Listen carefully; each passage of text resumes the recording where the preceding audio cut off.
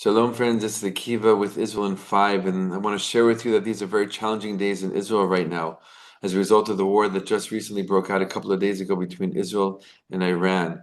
Day-to-day life here has changed dramatically as schools are closed and businesses are closed, workplaces are not open, people are working from home, and this has had an effect on Meir Panim and its ability to help those in need across Israel. But at the same time, it has increased the numbers of those who need specifically the kind of help that Meir Panim gives through its centers scattered throughout the country, as well as its programs that target and help all kinds of populations, young and old, from all different kinds of backgrounds.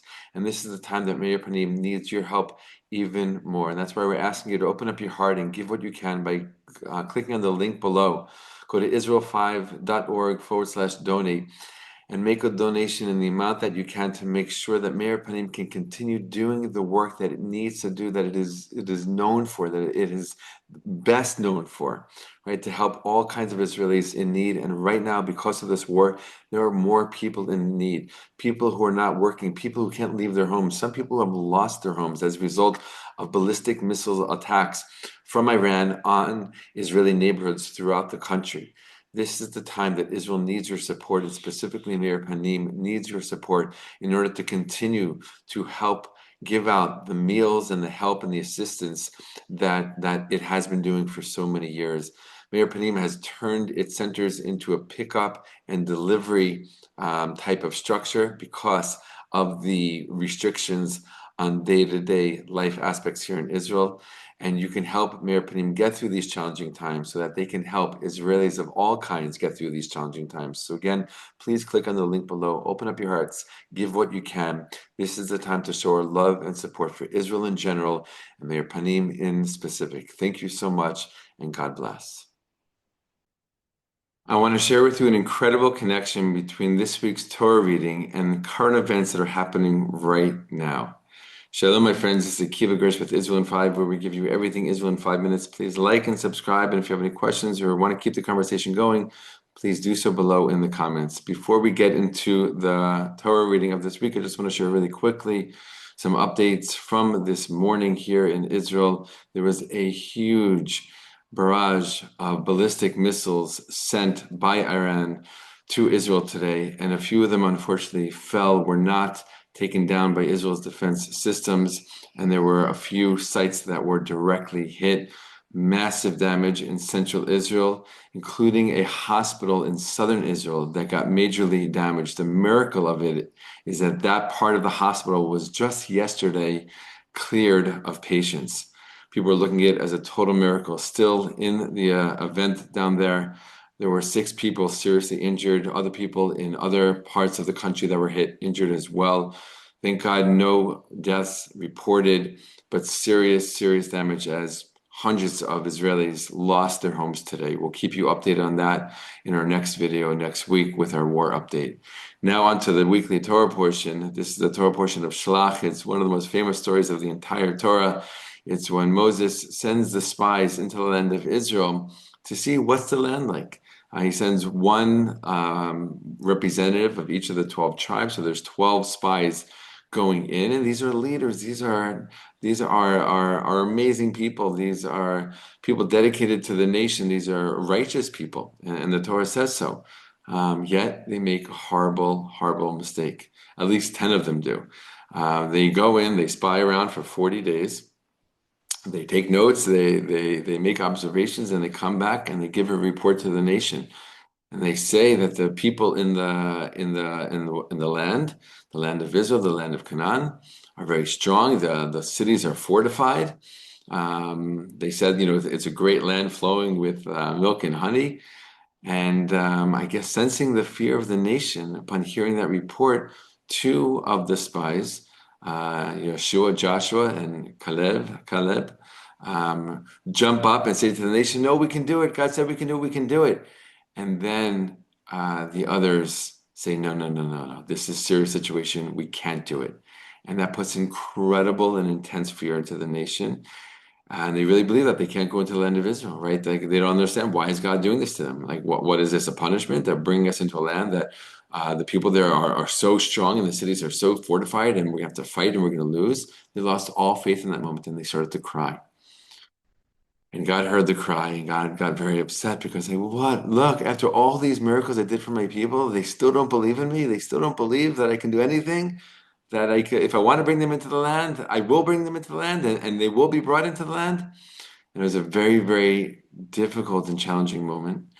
And God gave over a punishment after that. Said, okay, you guys are not ready. I took you out of Egypt. You're physically not slaves anymore, but mentally you're still slaves. Mentally you're still slaves. And we're going to now take the next 40 years wandering around the desert to learn the lesson of faith in God, but also to let this entire generation fade away. Right? This generation from those who are for those who are 20 years or older, they're not going to go into the land of Israel. And for the next 40 years, they're gonna die.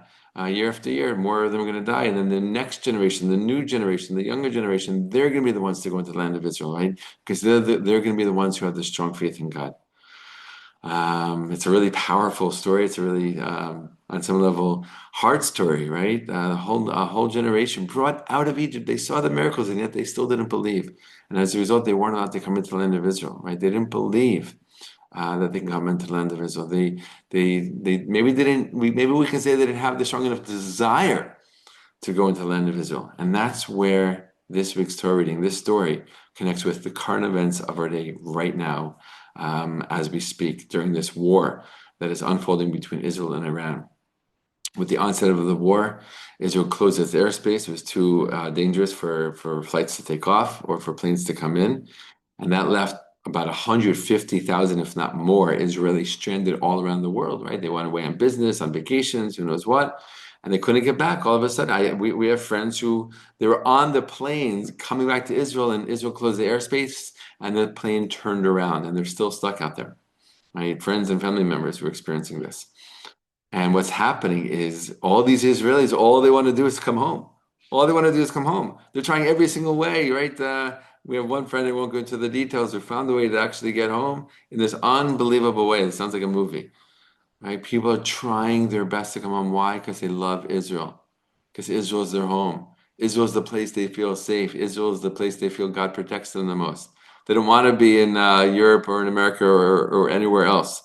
They want to come home to Israel because that's their home. And that's the place that they love. And we're hearing all kinds of stories and all kinds of posts that people are sharing. I just want to come home. I just want to come home. I love Israel so much. I miss it so much. In direct contrast to this big Torah portion. It's unbelievable. It reminds us of the days right after October 7th, right? When you had all of these soldiers outside of the land of Israel, right? They weren't like full-time soldiers anymore. They had finished their service and now they're traveling, doing different things. But now they're being called up for reserve duty, hundreds of thousands of them. And everyone came home. Literally, everyone came home. The army was shocked with the amount of people. They expected a certain number, it almost doubled that number. Right? And certain soldiers who were like in far off places on top of mountains doing hiking trips, who knows what, they found a way to get back to Israel. Why? Because they love Israel, because they know Israel is their home and they want to protect their home and their people. Right? So it's just interesting. Sometimes we see a connection between the Torah portion and reality in a direct way, and in this week we see it in an opposite way, which just shows us how much the Jewish people have done a tikkun, a fixing, right, for that original, we can call it original sin on some level, right, of not having faith that they can come into the land of Israel, not having faith that they can live here safely and securely. And the modern day Jews who are living in Israel have proven that wrong. They've proven that we can live here. We are living here. God is on our side. God is protecting us, right? And we are protecting ourselves as well. Just an amazing thing. It's an amazing time to be alive, an amazing thing to be part of, amazing thing to witness. Sending prayers and blessings to you from Israel. All the best, my friends, and be well.